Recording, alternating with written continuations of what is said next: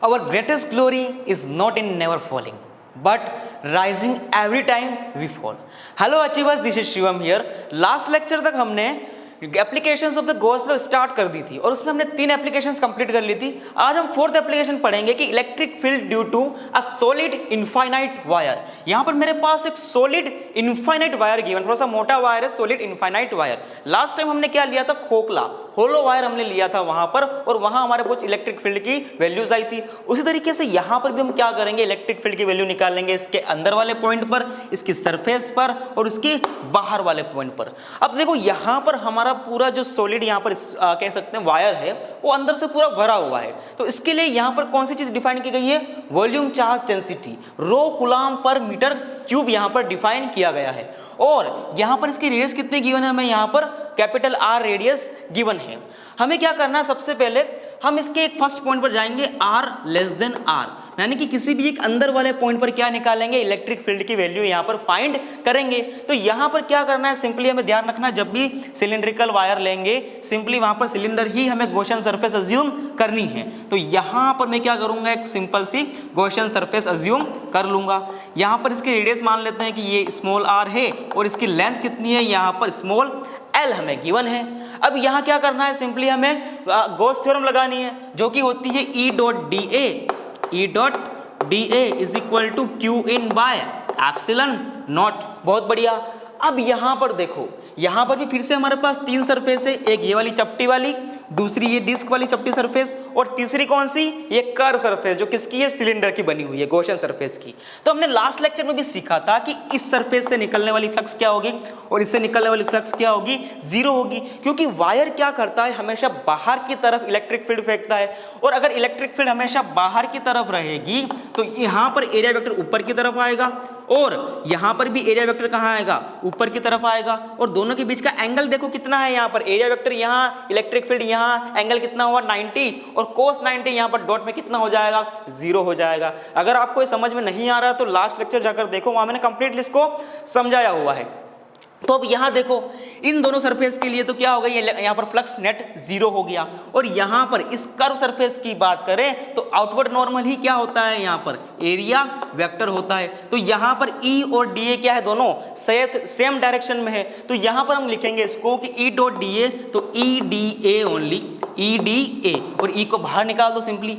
अब बात करते हैं यहाँ पर Q इन की, कि इस गॉसियन सरफेस में टोटल चार्ज कितना आया, क्योंकि हम जानते हैं कि हम वही चार्ज कंसीडर करते हैं जो गॉसियन सरफेस के अंदर होता है, जो कि कॉन्सेप्ट भी बोलता है। तो यहाँ पर देखो इस पूरे सरफेस में कितना चार्ज एंक्लोज हुआ है। तो यहाँ देखो कि टोटल एक यूनिट वॉल्यूम में रो यहाँ पर चार्ज एग्जिस्ट करता है। तो हम सिंपली क्या करेंगे, इसके वॉल्यूम को मल्टीप्लाई कर देंगे रो से। तो क्यू इन मेरा कितना होगा, क्यू इन बेसिकली हमें रो को मल्टीप्लाई करना है इस स्फीयर के वॉल्यूम से, और वो कितना होता है, simply pi r square L होता है। इसको यहाँ पर पुट करेंगे तो कितनी वैल्यू आएगी इसकी, क्यू इन की, तो यहाँ पर क्यू इन निकल के आ गया, इसको यहाँ पुट कर रहे हैं अब, तो rho pi r square l by epsilon naught. अब हमें वैल्यू किसकी निकालनी है, यहाँ पर इलेक्ट्रिक फील्ड की, और ये हमने किसके लिए किया है, छोटे से एलिमेंट डीए के लिए किया है। अब ऐसे ही हम बहुत सारे डीए एलिमेंट लेंगे तो फाइनली मुझे क्या मिलेगा, एक पूरा का पूरा सिलेंडर मिल जाएगा। तो सिलेंडर का यहाँ पर हमें सरफेस एरिया निकालना है, जो कितना होता है बेसिकली, यहाँ पर इसकी वैल्यू हो जाएगी pi 2 pi r into l हो जाएगी। तो सामने कितना बचा, rho pi r square l by epsilon naught. अब यहाँ पर देखो पाई ने पाई को मार दिया, एल ने एल को मार दिया और एक आर ने एक आर को यहाँ पर मार दिया। तो यहाँ पर ई की वैल्यू कितनी आई मेरे पास, ई इज इक्वल टू मेरे पास यहाँ पर आया basically rho r by 2 epsilon naught. इसको यही लिख देते हैं, E equal to rho r by 2 epsilon naught. और इस तरीके से हमारे पास अंदर के किसी भी पॉइंट पर क्या निकल के आ गई, इलेक्ट्रिक फील्ड निकल के आ गई। तो इस मेथड से हम क्या कर सकते हैं, अंदर के किसी भी पॉइंट पर इलेक्ट्रिक फील्ड निकाल सकते हैं। अब हमारा मकसद क्या होगा, हम चलेंगे इसके सरफेस वाले पॉइंट के ऊपर। इस पॉइंट पर क्या निकालेंगे, अब इलेक्ट्रिक फील्ड निकाल के देखेंगे। तो देखते हैं यहाँ पर सेकंड केस सेकंड, व्हेन मेरा आर किसके इक्वल हो जाए, आर के ही इक्वल हो जाए।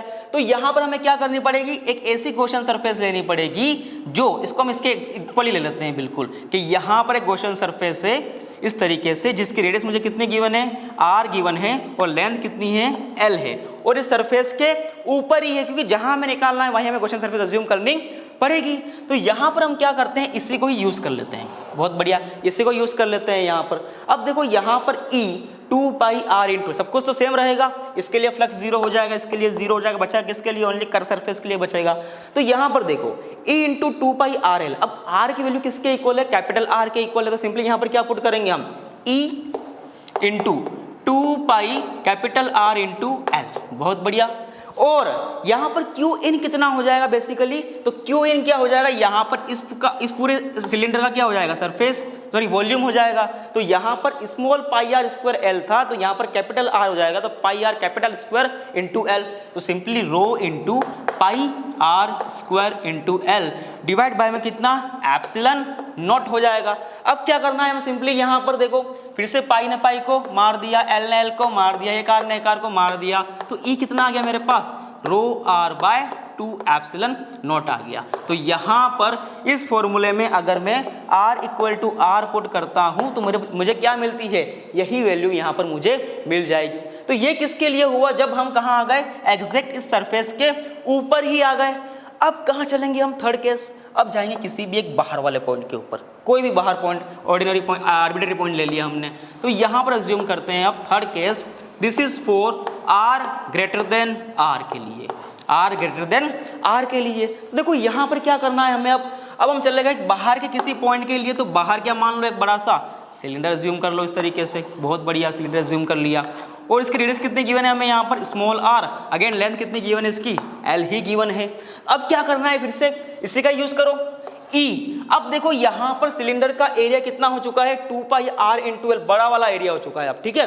तो फिर से क्या करो यहाँ पर, E इंटू 2 पाई r इंटू एल, लेकिन यहाँ पर अब क्यू इन कितना रहेगा, सबसे पहले सोचो यहाँ पर क्यू इन कितना रहेगा, क्या हमने इसको इसका एरिया बढ़ा दिया तो क्या इस सरफेस में भी चार्ज आ गया क्या, नहीं, चार्ज तो सिर्फ और सिर्फ इसी एरिया में अवेलेबल था, किस एरिया में, इस एरिया में, इसके बाहर तो खाली सरफेस थी, गॉसियन सरफेस। तो हमें यहाँ पर क्यू इन क्या लिखना है, R ग्रेटर देन R के लिए, वही वाला जो किसके लिए था, R इक्वल टू R के लिए, क्योंकि इस सरफेस में चार्ज नहीं है, इस सरफेस में चार्ज नहीं है, चार्ज सिर्फ और सिर्फ इस पूरे के पूरे वायर के अंदर ही है, ओनली कैपिटल R के अंदर ही क्या है, चार्ज बसा हुआ है। तो सिंपली क्या करेंगे, रो पाई कैपिटल R का स्क्वायर बाय L करेंगे, देन डिवाइड बाय करेंगे यहाँ पर एप्सिलॉन नॉट।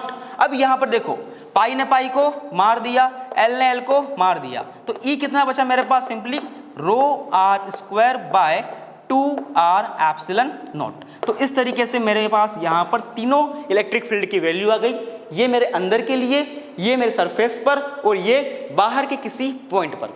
अब मैं आपको बोलता हूँ कि आपको क्या करना है, इसका ग्राफ बनाना है कि किस तरीके से इलेक्ट्रिक फील्ड यहाँ पर वेरी करेगी। यहाँ पर इलेक्ट्रिक फील्ड का ग्राफ बनाना है विद रिस्पेक्ट टू R। तो देखो यहाँ पर जब मैं अंदर की बात करता हूँ, अंदर तक किसी पॉइंट की बात करता हूँ, तो इलेक्ट्रिक फील्ड की वैल्यू क्या आती है, rho r by 2 epsilon naught, मतलब कि rho constant, 2 constant, epsilon naught constant, मतलब कि ई किस पर डिपेंड कर रही है, ओनली आर पर। तो यहाँ पर हम कह सकते हैं कि ई प्रोपोर्शनल किसके है, आर के। कब तक, जब वो आर इक्वल टू आर नहीं हो जाता तब तक। तो मतलब यहाँ पर जब तक मेरा R इक्वल टू आर नहीं हो जाता तब तक इलेक्ट्रिक फील्ड क्या होगी, इस तरीके से इसमें इंक्रीज करेगी। कैसे, क्योंकि यहाँ पर E क्या है, प्रोपोर्शनल टू R है, R बढ़ेगा तो क्या बढ़ेगी, E भी बढ़ेगी। तो यहाँ तक क्या करेगी, R इक्वल टू आर तक इलेक्ट्रिक फील्ड बढ़ती जाएगी। बहुत बढ़िया। अब क्या होगा, जैसे ही हम R ग्रेटर देन R यानी कि R से बाहर निकलना शुरू करेंगे, यहाँ से बाहर निकलना शुरू करेंगे, तो इलेक्ट्रिक फील्ड किस पर डिपेंड कर रही है, E proportional to directly indirectly इसी इनवर्सली प्रोपोर्शनल टू 1/r, मतलब कि अब R बढ़ेगा तो E क्या होगी, कम होगी। तो इस तरीके से यहाँ पर E क्या होती जाएगी, अब धीरे धीरे कम होती जाएगी। तो यहाँ पर ये किसका रिलेशन हो गया, ग्राफ का E और R का, किसके लिए यहाँ पर हो गया ये, सॉलिड इनफाइनाइट वायर के लिए। देखो लास्ट लेक्चर में हमने होलो इनफाइनाइट वायर के लिए भी किया था, लेकिन वहाँ पर उसका ग्राफ नहीं बनाया था। तो देखो यहाँ उसका ग्राफ हम बना सकते हैं किस तरीके से, देखो कि इलेक्ट्रिक फील्ड एंड R में ग्राफ बनाना है, वहाँ पर अंदर चार्ज क्या था, 0। तो जब तक मैं यहाँ पर बात करूँ अगर इनफाइनाइट वायर की इस तरीके से जो अंदर से खाली है, तो जब तक मैं R इक्वल टू आर तक नहीं पहुँच जाता तब तक अंदर इलेक्ट्रिक फील्ड क्या थी, जीरो थी। तो जब तक मैं R इक्वल टू R नहीं पहुंच जाता तब तक क्या थी, इलेक्ट्रिक फील्ड जीरो थी। उसके बाद जब मैं बाहर निकलता हूं तो इलेक्ट्रिक फील्ड कैसे बढ़ती है, simply 2k lambda by R से कम होना शुरू हो जाती है। तो यहां पर इलेक्ट्रिक फील्ड कितनी थी, मान लेते हैं 2k लैम्डा बाय R थी, तो उसके बाद क्या होगी, धीरे धीरे वो कम होना शुरू हो जाएगी। तो यहां पर क्या बता रहा है कि R इक्वल टू R तक के अंदर अंदर कितनी भी थी इलेक्ट्रिक फील्ड क्या थी, यहां पर जीरो थी। और जैसे ही सरफेस पर आए तो 2k लैम्डा बाय R हो गई और इसके बाद R से यहां पर कम होना शुरू हो गई। तो इस तरीके से ग्राफ किसके लिए हुआ, होलो वायर के लिए, और ये किसके लिए हुआ, सॉलिड वायर के लिए। तो आई थिंक आपको ये पूरा डेरिवेशन समझ में आया होगा किस तरीके से हमने सॉलिड वायर के लिए ये डेरिवेशन कंप्लीट किया है। नेक्स्ट एप्लीकेशन यहां पर हम देखते हैं कि electric field due to non conducting infinite sheet, infinite non conducting sheet, मतलब कि बहुत बड़ी हमारे पास एक शीट है, बहुत बड़ी शीट, और वो क्या है, नॉन कंडक्टिंग है, और उसकी वजह से किसी पॉइंट पर क्या निकालना है, हमें इलेक्ट्रिक फील्ड की वैल्यू निकालनी है। अब देखो जब भी नॉन कंडक्टिंग की बात करेंगे तो नॉन कंडक्टिंग में क्या होता है, सारे चार्ज अंदर फिक्स होते हैं, बंधे हुए होते हैं। तो इसलिए यहाँ पर चार्ज को क्या बता रखा है, एकदम फिक्स अंदर की तरफ बंधे हुए बताए हुए हैं। अब इससे क्या करना है, हमें किसी भी एक पॉइंट P यहाँ पर मान लेते हैं, यहाँ पर क्या निकालना है, इलेक्ट्रिक फील्ड की वैल्यू निकालनी है। तो फिर से वही काम कि सबसे पहले क्या अज्यूम करो, एक गॉसियन सरफेस अज्यूम करो, और यहाँ पर भी हम कौन सी करेंगे, सिलिंड्रिकल करेंगे। तो देखो यहाँ पर मैं अज्यूम कर लेता हूँ कि मेरे पास एक सरफेस है इस तरीके से, सिलिंड्रिकल गॉसियन सरफेस, ये यहाँ पर इस तरीके से मैंने सरफेस अज्यूम कर ली, जो आगे भी और पीछे से इस तरीके से बाहर निकल रही है शीट के अंदर से। बहुत बढ़िया, यहाँ पर हमने अज्यूम कर लिया गॉसियन सरफेस। ठीक है, मान लेते हैं कि इसका ये वाला सरफेस एरिया जो है वो है कैपिटल A, और इसकी लेंथ मान लेते हैं कि L है, ऐसा मान लेते हैं कि लेंथ किसकी कितनी है, इसकी L है। और हमें एक चीज गिवन है कि इस पूरी शीट का, क्योंकि शीट क्या होती है, एरिया में होती है, तो इसका यहाँ पर हमें सिग्मा गिवन है कूलाम पर मीटर स्क्वायर में, इस तरीके से चार्ज डिस्ट्रीब्यूशन इसका गिवन है हमें। बहुत बढ़िया, अब हमें क्या करना है, इसकी हेल्प से इलेक्ट्रिक फील्ड निकालनी है किसी भी बाहर वाले पॉइंट पर। तो क्या लगाएंगे, फिर से हम गॉस थ्योरम लगाएंगे, जो क्या होती है basically E dot dA equal to Q in by epsilon naught. अब तो आपको अच्छे से याद हो चुकी होगी, बार बार यूज करे जा रहे हैं इसको कब से हम, है ना। तो यहां पर देखो हमें क्या करना है कि इसमें अब नेट फ्लक्स निकालना है कि इस पूरे सिलेंडर में से कितना नेट फ्लक्स बाहर आएगा। तो यहां पर एक चीज ध्यान दो कि सारा चार्ज कहां है, चिपका हुआ है एक शीट के ऊपर, तो इलेक्ट्रिक फील्ड तो बाहर निकलेगी इस तरीके से। कैसे निकलेगी इलेक्ट्रिक फील्ड, इससे इस तरीके से बाहर की तरफ निकलेगी। और यहां पर हमारे पास कौन कौन से एरिया होंगे, सबसे पहले तो यहां पर एक चपटी सरफेस होगी इस तरीके से, इसका एरिया वेक्टर कुछ यहां होगा, dA मान लेते हैं यहां पर होगा, एंड इसका भी कहां होगा, इस तरफ से बाहर की तरफ होगा। प्लस यहां पर इस जो सिलिंड्रिकल सरफेस है ये वाली, इसका कहां होगा, ऊपर की तरफ dA एरिया वेक्टर होगा। अब यहां पर बताओ, यहां पर दो सरफेस बनी फिर से, एक यहां पर है कर्व वाली एंड दो यहां पर है फ्लैट वाली। बहुत बढ़िया, अब यहां पर बताओ मुझे कि कर्व सरफेस का एरिया वेक्टर कहाँ है, आउटवर्ड नॉर्मल, और इलेक्ट्रिक फील्ड कहाँ है, सामने की तरफ। तो यहाँ पर इलेक्ट्रिक फील्ड में और एरिया वेक्टर में एंगल कितना हो गया, फिर से 90 डिग्री, और cos 90 कितना होता है, 0। तो फ्लक्स कितना हो गया यहाँ पर, इसकी वजह से फ्लक्स आया मेरा 0। अब बचती है कितनी, दो फ्लैट सरफेस। तो यहाँ पर देखो dA एरिया यहाँ पर, इलेक्ट्रिक फील्ड भी यहाँ पर, डिस्क के पीछे की तरफ इलेक्ट्रिक फील्ड यहाँ होगी और एरिया वेक्टर भी कहाँ होगा, यहाँ होगा। तो बेसिकली यहाँ पर 2 टाइम्स क्या मिल रहा है मुझे, 2 टाइम्स यहाँ पर से और यहाँ पर से फ्लक्स निकल रहा है। तो मतलब मैं लिख सकता हूँ कि यहाँ से मुझे कितना फ्लक्स मिला, 2 टाइम्स मिला। अब इसको हमें क्या करना है, कैलकुलेट करना है। तो बेसिकली यहाँ पर देखो, अगर मैं इस सरफेस की बात करता हूँ तो टोटल सरफेस एरिया कितना मान लिया हमने, E मान लिया, और इलेक्ट्रिक फील्ड कितनी मान ली, E मान ली, एंगल कितना है 0, तो cos 0 कितना होता है 1। तो इस सरफेस की वजह से नेट फ्लक्स कितना आया, E इंटू ए, प्लस इसकी वजह से नेट फ्लक्स कितना आएगा, फिर से वही E इंटू ए। इसका एरिया टोटल कितना है, ए ही है, तो यहाँ पर भी कितना हो गया, E इंटू ए हो गया। और सामने की बात करें Q इन, अब Q इन कितना हो जाएगा, तो देखो इस सरफेस का सरफेस एरिया कितना है, यहाँ पर A गिवन है। तो यहाँ पर देखो इसने यानी सिलेंडर ने इसको इतना ही कट किया है ना, इतने सिलेंडर ने कट किया है इसको, इस पूरी शीट को, तो इसमें कितना चार्ज आया होगा। तो यहाँ पर देखो कि यूनिट एरिया में इतना चार्ज है, तो इसमें कितना चार्ज आया होगा, सिग्मा इंटू ए। तो यहाँ पर हम क्या करेंगे, basically sigma into A divide by में एप्सिलॉन नॉट। अब यहाँ नेट कितना आया, this is 2E A and सामने sigma A by epsilon naught. तो A ने A को मार दिया, तो E कितना आया मेरे पास यहाँ पर, सिग्मा बाय 2 एप्सिलॉन नॉट। तो यहां पर किसी भी इनफाइनाइट शीट की वजह से उसके बाहर किसी पॉइंट पर इलेक्ट्रिक फील्ड कितनी होती है, सिग्मा बाय 2 एप्सिलॉन नॉट होती है। और सबसे बड़ी चीज ये क्या है, एक कांस्टेंट वैल्यू है, ये डिपेंड नहीं करती कि अब यहां हो यहां हो यहां हो, हमेशा सबके लिए क्या होती है, बिल्कुल ये सेम होती है, कांस्टेंट होती है, सिग्मा बाय 2 एप्सिलॉन नॉट। तो आई होप कि आपको ये भी डेरिवेशन समझ में आया होगा। नेक्स्ट हम लेते हैं यहां पर थिक शीट के लिए। नेक्स्ट हमारी एप्लीकेशन यहां पर है कि electric field inside a thick infinite sheet. अब देखो यहां पर एक लंबी सी शीट है जो क्या है, इनफाइनाइट है और थोड़ी सी थिक भी है। तो ऐसा अज्यूम करो कि हमने सिर्फ इसका ये वाला पार्ट दिया है, बाकी अंदर बहुत सारा इनफाइनाइट ये अंदर मतलब अंदर जा रही है शीट ये वाली, और हम इसका एक वाला ऑब्जर्व कर रहे हैं, थिकनेस वाला पार्ट ओनली, जिसकी थिकनेस कितनी गिवन है, हमें यहाँ पर डी गिवन है। और क्योंकि ये पूरी थिक शीट है तो हमने क्या कर दिया इसके लिए, रो यानी कि वॉल्यूम चार्ज डेंसिटी कंसीडर कर ली। अब क्या करना है, इसके किसी अंदर वाले पॉइंट पर क्या निकालना है, हमें इलेक्ट्रिक फील्ड की वैल्यू निकालनी है। तो इसके लिए क्या करना है हमें बेसिकली कि एक सिलेंडर अज्यूम करना है, इसके अंदर मान लेते हैं कि इसका ये मिड पॉइंट है, इस तरीके से ये d/2 वाला पार्ट है, दिस इज d/2 और दिस इज d/2, ठीक है। अब इसके अंदर हम गए और हमने एक सिलेंडर अज्यूम कर लिया इस तरीके से, ये हमने एक सिलेंडर अज्यूम कर लिया इसके अंदर, और मान लिया कि इसकी डिस्टेंस यहाँ से यहाँ तक कितनी है, r, तो यहाँ से यहाँ तक भी कितनी होगी, r होगी, और इसका सरफेस एरिया कितना मान लिया, यहाँ से हमने a अज्यूम कर लिया। अब क्या करना है, बेसिकली हमें गॉस थ्योरम लगानी है। तो simply E dot dA equal to Q in by epsilon naught. अब यहां पर देखो क्या करना पड़ेगा हमें, सबसे पहले अब फिर से वही बात कि शीट है तो इलेक्ट्रिक फील्ड कहां फेंकेगा, बाहर की तरफ फेंकेगा, मतलब इलेक्ट्रिक फील्ड इसकी वजह से कहां आएगी, बाहर की तरफ आएगी। और ये जो यहां पर एरिया गिवन है, इसका सरफेस, इसका एरिया वेक्टर कहां होगा, बाहर की तरफ, इसका एरिया वेक्टर कहां होगा, बाहर की तरफ, और इसका कहां होगा, कर्व सरफेस का इस तरफ, ऊपर की तरफ। तो एक बात तो समझ में आ रही थी कि ए और ई में एंगल कितना है, कर्व सरफेस, और इलेक्ट्रिक फील्ड में एंगल कितना है 90, मतलब यहां से फ्लक्स कितना हो गया, 0 हो गया। तो फ्लक्स कहां से आया, सिर्फ और सिर्फ इन दो कर्व सरफेस से ही निकल के आया।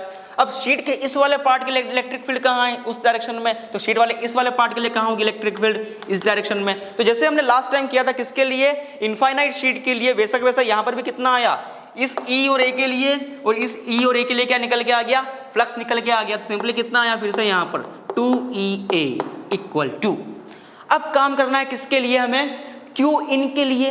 तो देखो हमें क्या निकालना है, इस सिलेंडर के अंदर जितना चार्ज भरा हुआ है वो निकालना है, मतलब हमें इसके वॉल्यूम को मल्टीप्लाई किससे करना है, इस रो से करना है। तो रो को मल्टीप्लाई करना है इस सिलेंडर के वॉल्यूम से।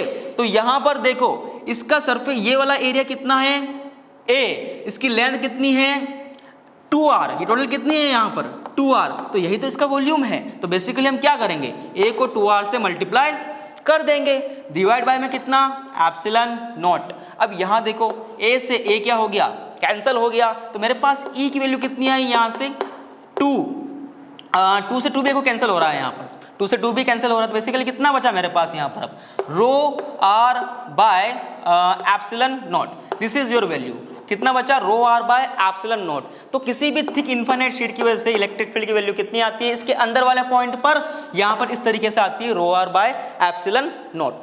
आई होप कि आपको ये सारे एप्लीकेशन समझ में आए होंगे कि किस तरीके से हमने यहाँ पर इनको डिराइव किया है। आपको बस माइंड में फिक्स रखना है कि एक पर्टिकुलर स्ट्रक्चर के लिए, पर्टिकुलर शेप के लिए हमें कौन सी गॉसियन सरफेस, सिलेंड्रिकल या फिर किसी और टाइप स्फेरिकल यूज करनी है। तो मिलते हैं फिर से नेक्स्ट लेक्चर में, तब तक के लिए पढ़ते रहिए।